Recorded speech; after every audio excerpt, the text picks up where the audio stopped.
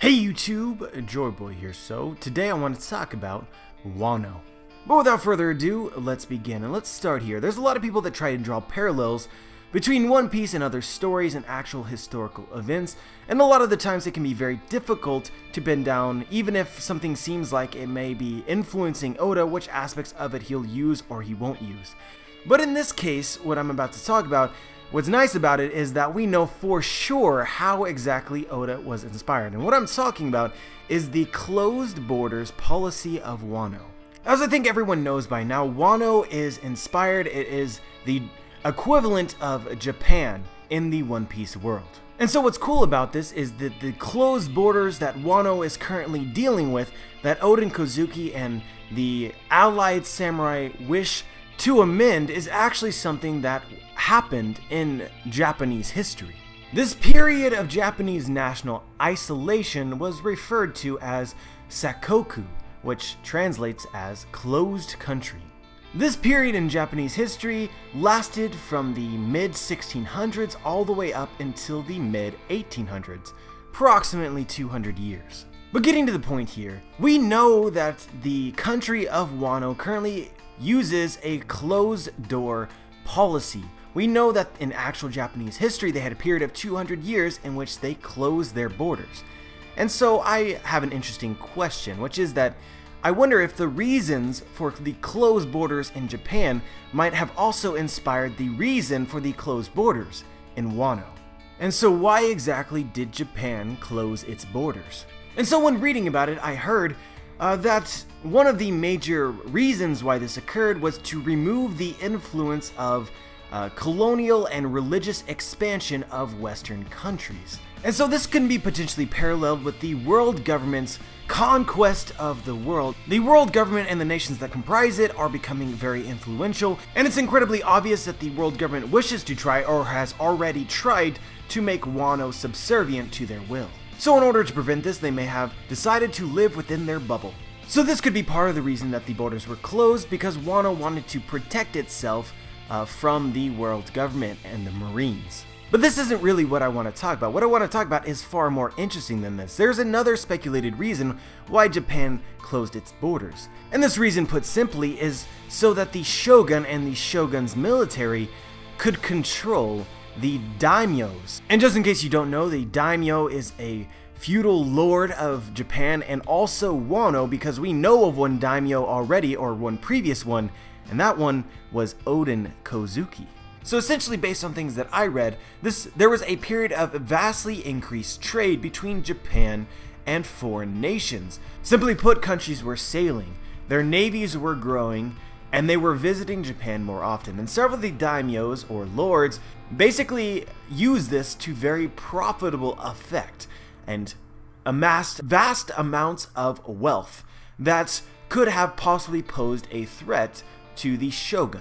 So in order to prevent this, the Shogun closed the borders. And so if you take anything away from what I've just said here, it sort of suggests an image in which the Shogun feels threatened by his other powerful, or the other powerful lords within Wano.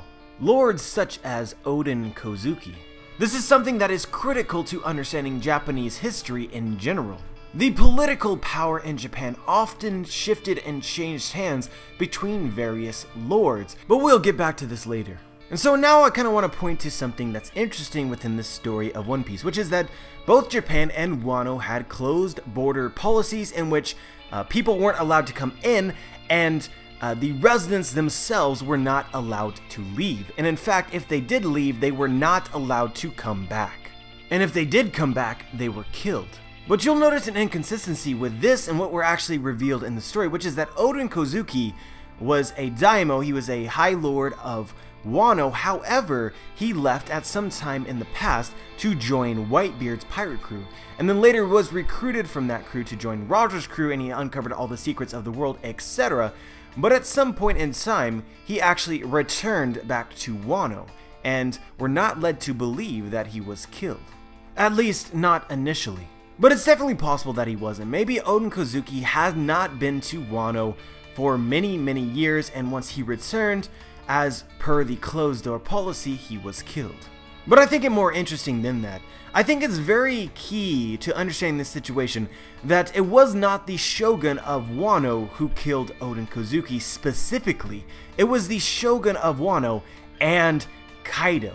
And so why exactly would the Shogun require Kaido to take out Oden Kouzuki?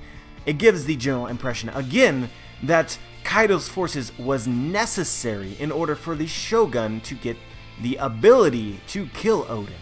And so it's very possible that the Shogun just did not have a strong enough military, or didn't want to create a civil war, and thus could not implement the closed door policy and could not actually take Oden Kouzuki's life without the help of a backer in Kaido.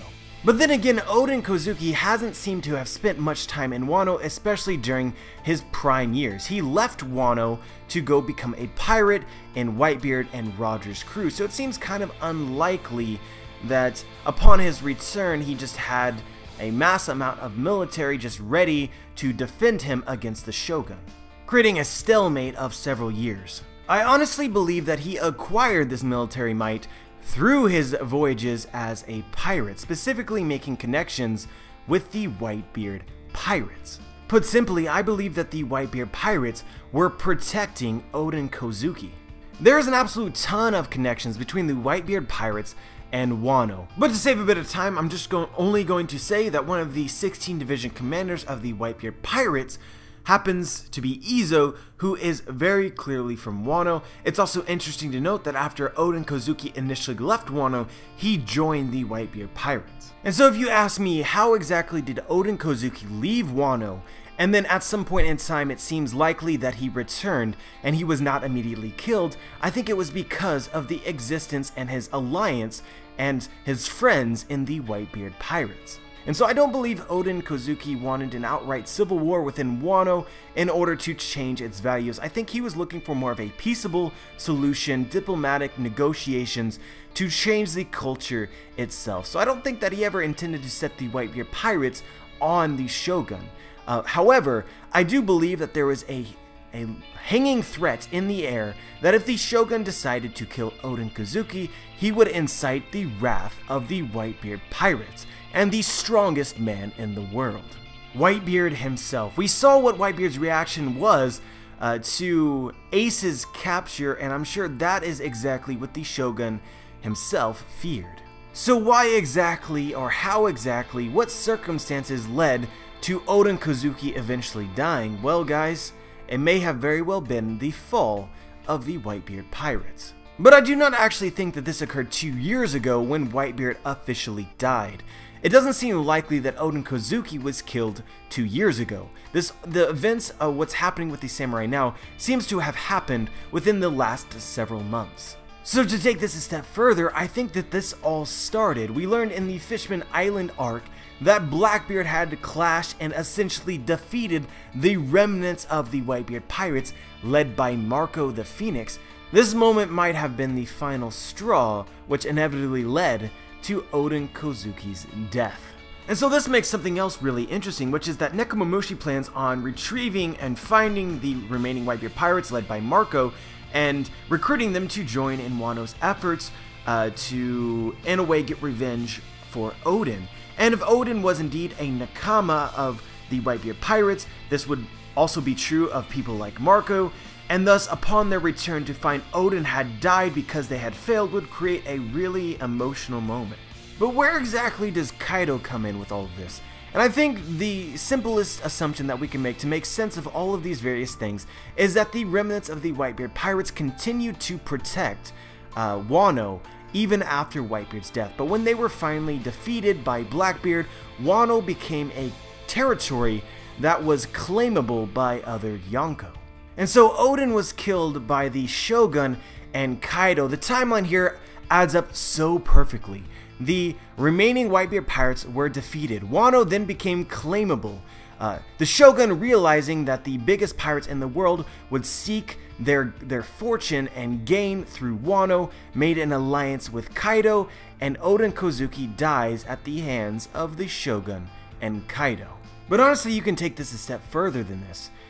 It's very clear, based on Kinemon's words, that there are several people within Wano, a large faction, which are against the closed borders policy, and this would have fallen in line with Oden, and I would assume that Oden was their leader. And so by taking down Oden, you could potentially incite civil war within Wano itself, which is something that I'm certain that any reasonable person would have liked to avoid if at all possible.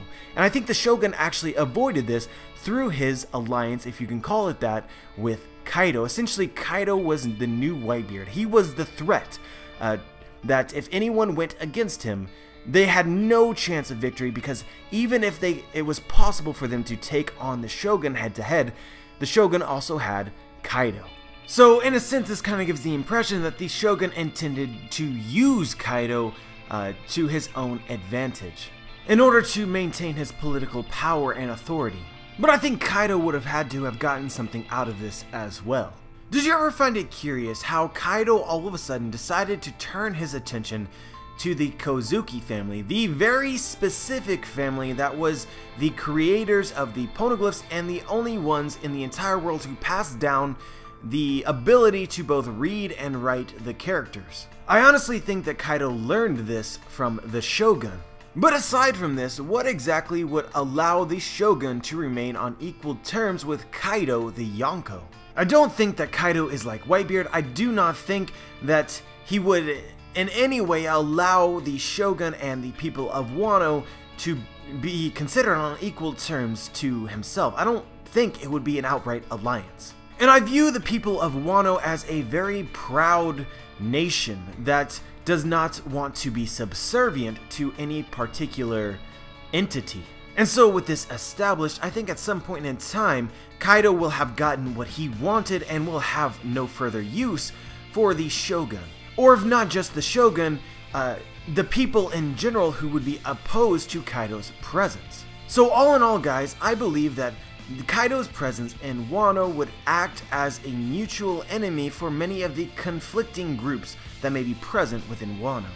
And that through their mutual enemy, they may come to be unified, allowing for the succession from the current Shogun to the future Shogun, Momonosuke.